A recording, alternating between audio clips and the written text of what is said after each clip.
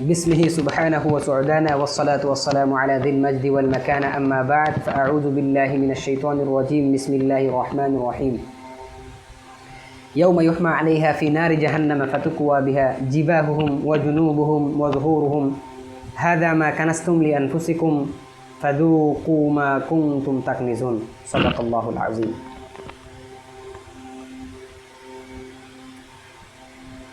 আমরা অনেকে আছি যে ধন সম্পদ অর্জনের জন্য আমরা অনেক কিছু করি, এমনকি ধন সম্পদ অর্জনের জন্য আমরা হারামেও পর্যন্ত লিপ্ত হই।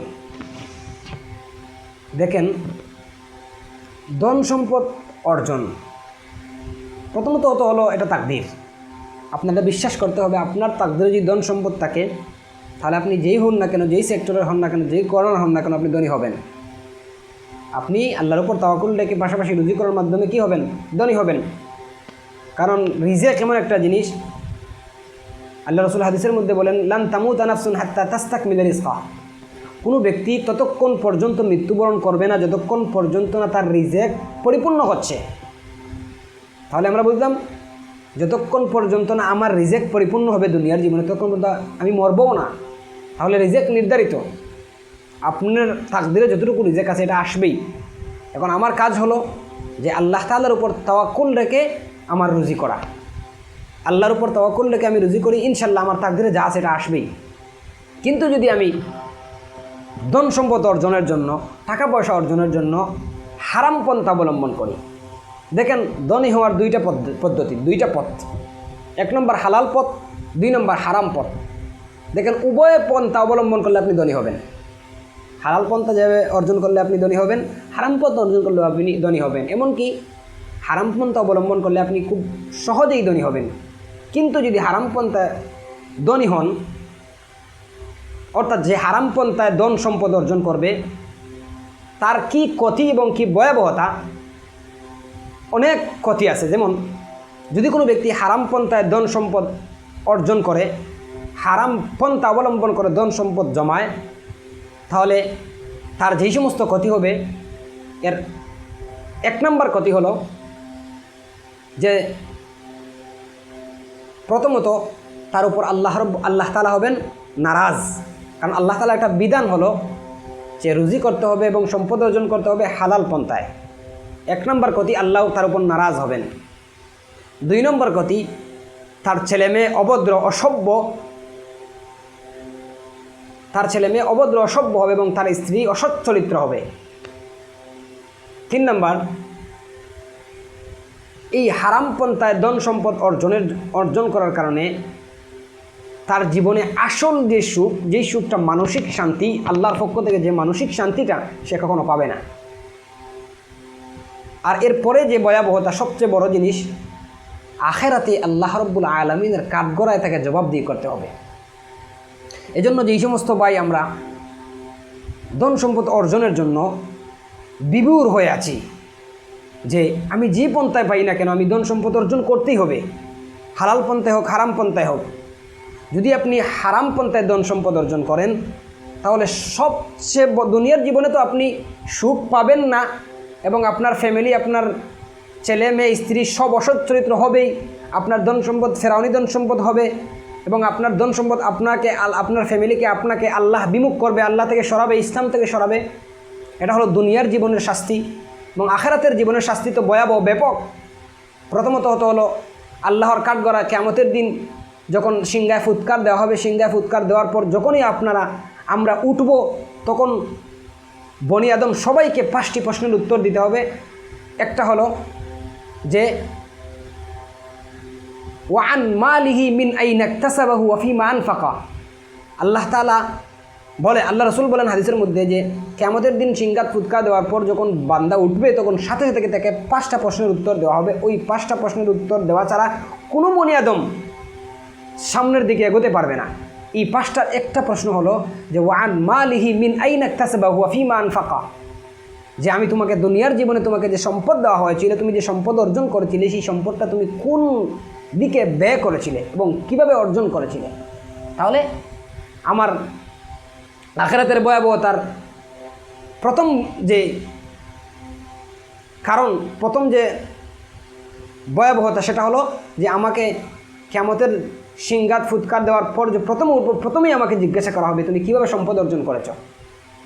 আর দ্বিতীয় শাস্তি হলো আমি আপনাদের সামনে যে আয়াত তিলাওয়াত করেছি যে যেই ব্যক্তি হারাম পন্থায় ধন সম্পদ অর্জন করবে কিয়ামতের দিন তার সমস্ত ধন সম্পদকে দুজখের আগুন জাহান্নামের আগুন দ্বারা গলানো হবে, গলে থামা বানানো হবে, গলানো হবে এবং গলানোর পর ওই সম্পদের মাধ্যমে তার মুখে, তার কপালে এবং তার দুই পার্শ্বে সেক দেওয়া হবে। যেমন আল্লাহ তাআলা বলেন ইয়াউমা ইউহমা আলাইহা ফি নারি জাহান্নাম, তার ওই ধন সম্পদ, এটা কোরআনের আয়াত, যে হারাম পন্থায় ধন সম্পদ অর্জনকারীর ধন সম্পদ কিয়ামতের দিন আল্লাহ রাব্বুল আলামিন ফেরেশতার মাধ্যমে জাহান্নামের আগুন দ্বারা গলাবেন। তারপর ফাতুকুয়া বিহা জিবাহুহুম, ফাতুকুয়া কাউয়া ইউকাউই এর অর্থ হলো সেক দেওয়া। ওই গলানো সম্পদ, জাহান্নামের আগুন দ্বারা গলানো সম্পদ দ্বারা ফাতুকুয়া বিহা জিবাহুহুম, তার কপালে সেক দেওয়া হবে। ওয়া জুনুবুহুম, তার পিঠে সেক দেওয়া হবে, তার পার্শ্বে সেক দেওয়া হবে।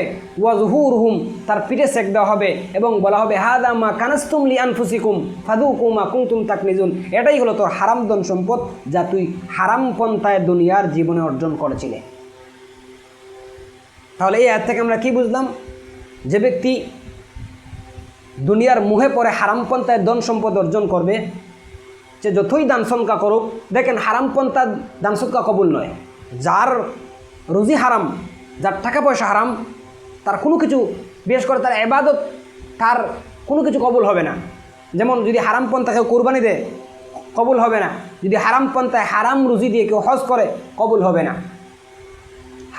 হারাম টাকা আল্লাহর রাস্তায় ব্যয় করে কি হবে না, তার কবুল হবে না। বরঞ্চ যদি কোনো ব্যক্তি হারাম টাকা পয়সা আল্লাহর রাস্তায় দিয়ে সোয়াবের আশা করে, তার ইমানও চলে যেতে পারে, কারণ এটা আল্লাহর আদেশ লঙ্ঘনের বিরোধিতা। যাই হোক, এই হলো প্রথম শাস্তি। আর হাদিসের মধ্যে বলা হয়, যেটা আমরা সবাই জানি, যে হারাম পন্থায় ধন সম্পদ অর্জন করবে, যে কবরে ওই হারাম ধন সম্পদ সাপ হবে, তার হারাম ধন সম্পদ সাপ হয়ে তাকে চুবল মারবে এবং বলবে আনা খানজুক আনা মালুক, এক একটা চুবল মারবে এবং বলবে আমি তোর সম্পদ, আমি তোর ধন সম্পদ, আমি তোর ধন সম্পদ। এজন্য ভাই আমরা যেখানেই যে থাকি না কেন এবং রুজি করি না কেন, আমাদের রুজির পন্থাটা হালাল হতে হবে। যদি আমি বিদেশে গিয়ে বাম রাস্তায়, যে রাস্তায় খুব সহজেই লাখ লাখ টাকা কামানো যায়, এই টাকার মুহে পরে আমি হারাম পন্থা অর্জন করি, তাহলে দুনিয়ার জীবনে তো আমাকে এই হারাম টাকা পয়সার মাধ্যমে আমার ছেলে মেয়ে বড় হবে, আমার স্ত্রী খাবে, সবাই বুক বিলাসিতা করবে, কিন্তু এই হারাম পন্থার রুজির কারণে কিয়ামতের দিন শুধু আপনাকে কষ্টের সম্মুখীন হতে হবে। কিয়ামতের দিন প্রশ্নের সম্মুখীন হবেন। আপনার ধন সম্পদের মাধ্যমে আপনাকে আপনার পিঠে, আপনার পার্শ্বে, আপনার কফাদের মধ্যে সেক দেওয়া হবে এবং ওই হারাম সম্পদ সাপ হয়ে আপনাকে চুবল মারবে এবং বলবে আনা কানজুক আনা মালু। এগুলো হলো হাদিস এবং কোরআনের কথা। আর প্রতিটা মুসলিম এটা বিশ্বাস করে যে কোরআন এবং হাদিস যা বলবে এটাই সত্য। এজন্য ভাই দুনিয়ার মুখে পড়ে কখনো হারামে লিপ্ত হওয়া যাবে না, হারাম পন্থায় রুজি অর্জন করা যাবে না, না হয় আমার আখেরাত বরবাদ হবে এবং দুনিয়ার জীবনের শান্তি এবং আরাম থেকে আমি বঞ্চিত হব। তাই আল্লাহ তাআলা আমাদের সবাইকে হারাম পন্থা থেকে বেঁচে হালাল পন্থায় রুজি করার তৌফিক দান করুন এবং যেই সমস্ত ভাইয়েরা আমরা হালাল পন্থায় রুজি করছি, আল্লাহ তাআলা সবার রুজির মধ্যে বারাকা দান করুন। আসসালামু আলাইকুম ওয়া রাহমাতুল্লাহি ওয়া বারাকাতুহু।